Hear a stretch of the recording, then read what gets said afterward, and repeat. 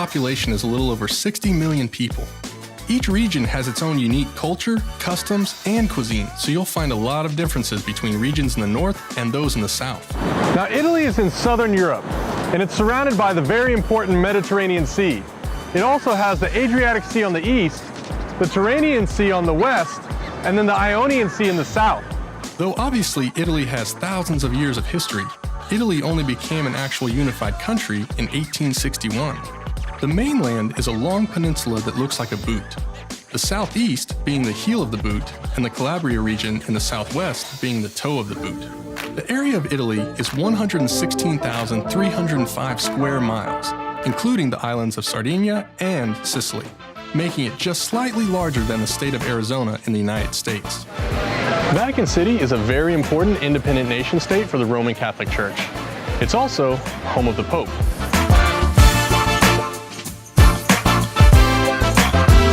Italy is divided into 20 different regions, including the islands of Sicily and Sardinia in the Mediterranean.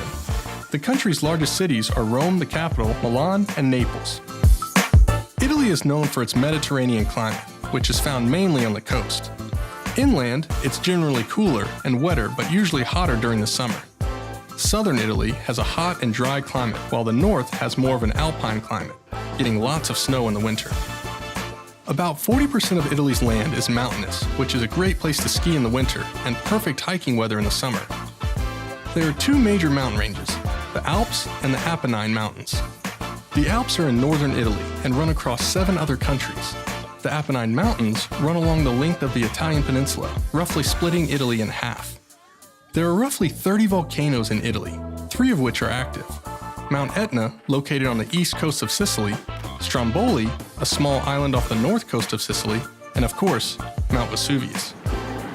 One of the most well-known volcanoes in the world is located right here, off the southwest coast of Italy. Now, it's also one of the most dangerous and active volcanoes, most recently erupting in 1944. It's located off the shores of Naples in southern Italy, overlooking the bay and the city of Naples.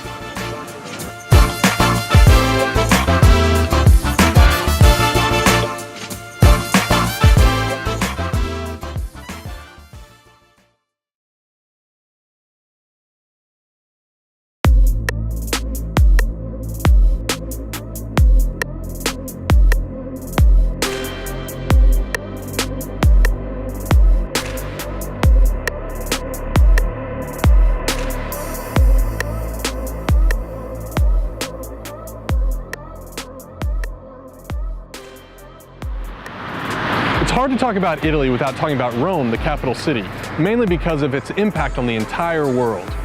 At one point, 1/5 of the world's population was under Roman rule. According to myth, Rome was founded in 753 BC by Romulus and Remus.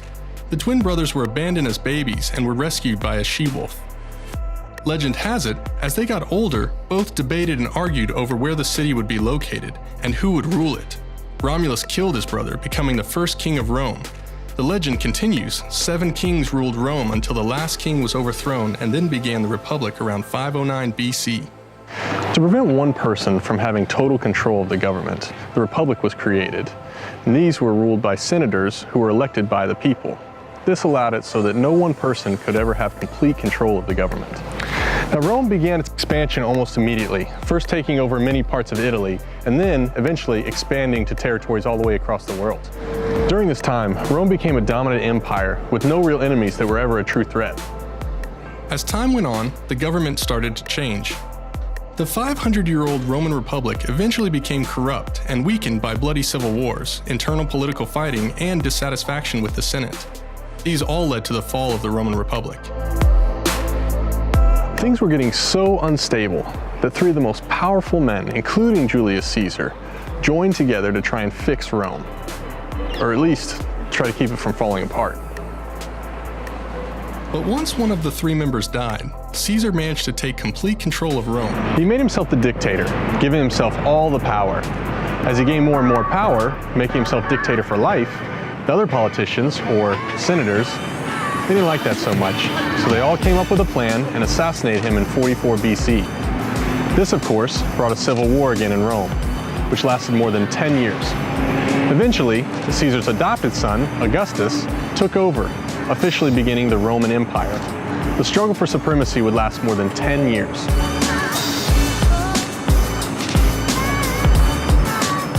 Rome continued to extend its empire and gain more land across different parts of Europe. But eventually, the Roman Empire fell around 476 AD. Many historians debate the possible causes being religion, internal struggles, and/or attacks from barbarians. With the fall of the Roman Empire began the Middle Ages, or sometimes called the Dark Ages. That shows you how important Rome was when an entire time period is named after an empire ends. Different empires began to fight and struggle all over Europe, and Rome was taken over by different groups. With this came different religious wars called the Crusades. Around 1000 AD, religious wars began with groups fighting and struggling for power in politics and territory through religion. Things began to change in Europe culturally and socially. Now in the 11th century, because Italy was surrounded by so much water and had such amazing agriculture, they decided to start taking advantage of trading goods with other countries. This in turn allowed them to start discovering new worlds and exploring new places and things. Now exploring and discovering revealed many new ideas, and these changes would happen over the next couple hundred years. This began the Renaissance period, which was a burst of art and culture that spread throughout Europe around the 14th to 17th century. Now the Renaissance period was an explosion of new ideas, inventions, and discoveries.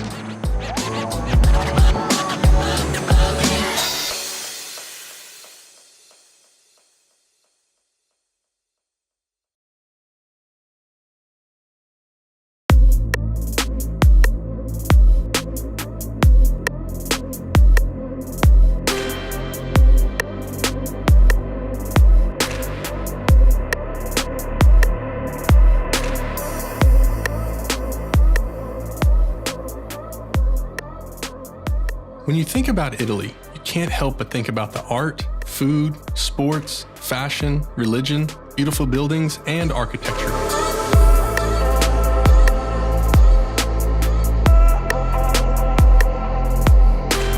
Italy is known for its amazing sites.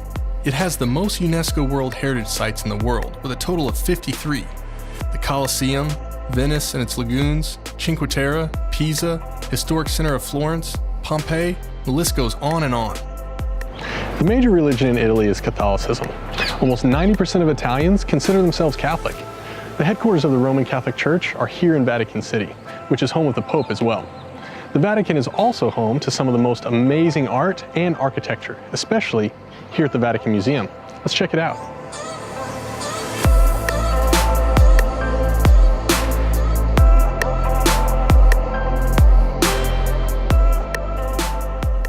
Florence is perhaps one of the finest cities of art in the world.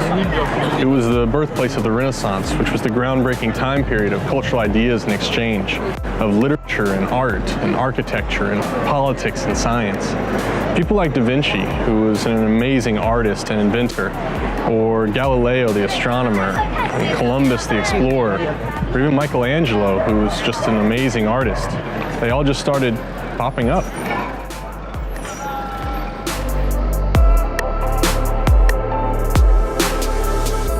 The Grand Canal is a lifeline to Venice, and it winds through the city for over 2 miles. Like traditional Venice, the gondola ride is essential.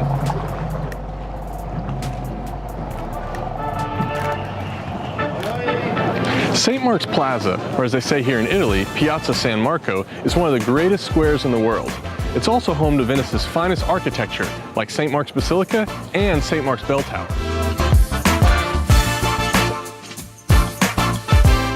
Can't talk about the Italian culture without talking about the Italian food. Italian cuisine is influenced by its history and traditions. Each region of Italy has its own regional food specialties. Pasta and pizza are the two iconic traditional Italian dishes. Pasta types vary depending on where you are in Italy. It's believed by a majority of people around the world that Naples is the birthplace of pizza.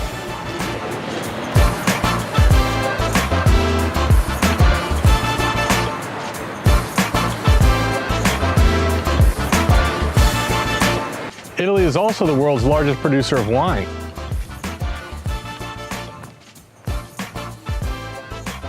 can't talk about food without talking about dessert.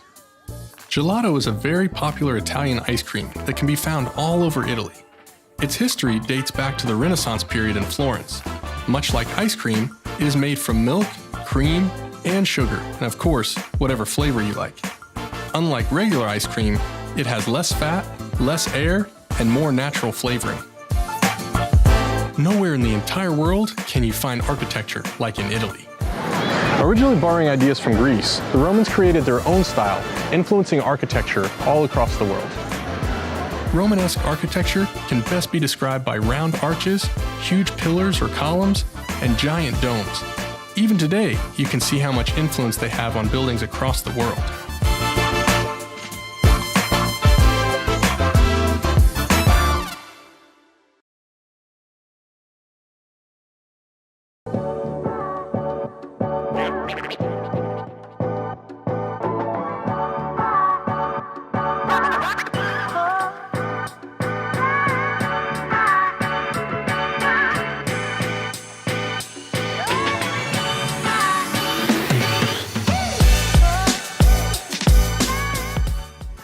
I have had the most amazing time learning firsthand about Italy's rich history and geography.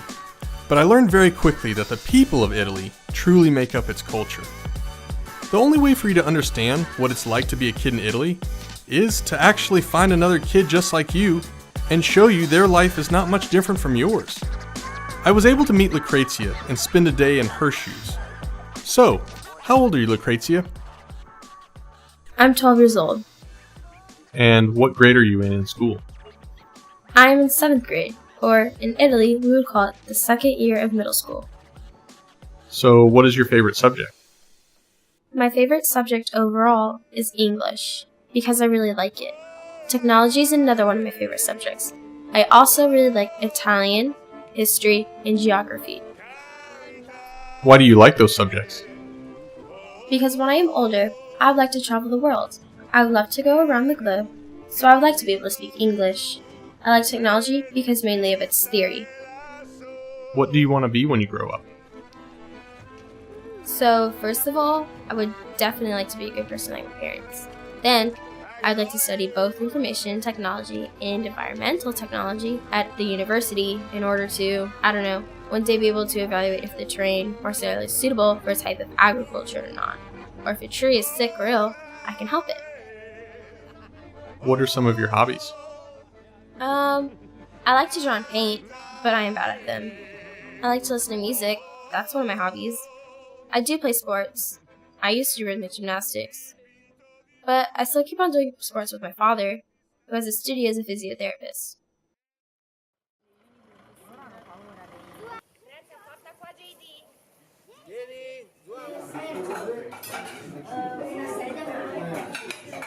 What kind of chores do your parents make you do?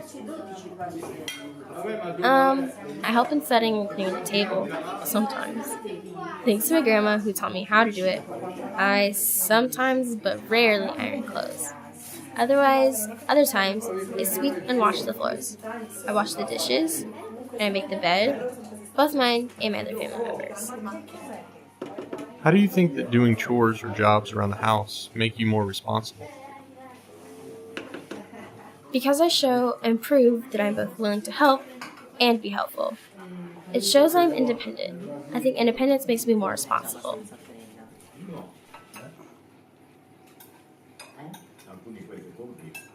What would you say is your favorite food?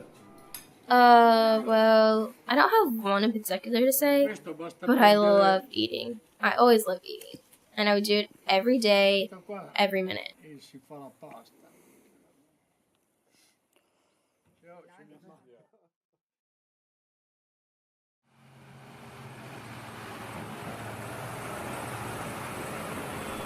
Can you tell me a little bit more about your family? How is your relationship with your parents? My parents are divorced. My father has a relationship with another woman. My mother got married again last August. What else should I say? It's difficult. With your parents separating, do you think that has made your relationship stronger with them? Or how does that relationship make you feel? Sometimes it's difficult, but then, you get used to it. I would like to see them united again, but I know that is not possible. So I face the truth. It makes me stronger, and the relationship with them is tighter.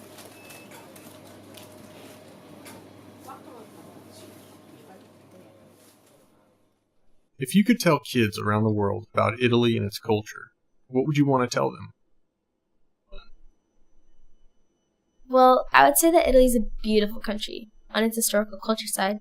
For example, Naples, Pompeii, Rome, the Colosseum, St. Peter's Square, many, many historical attractions.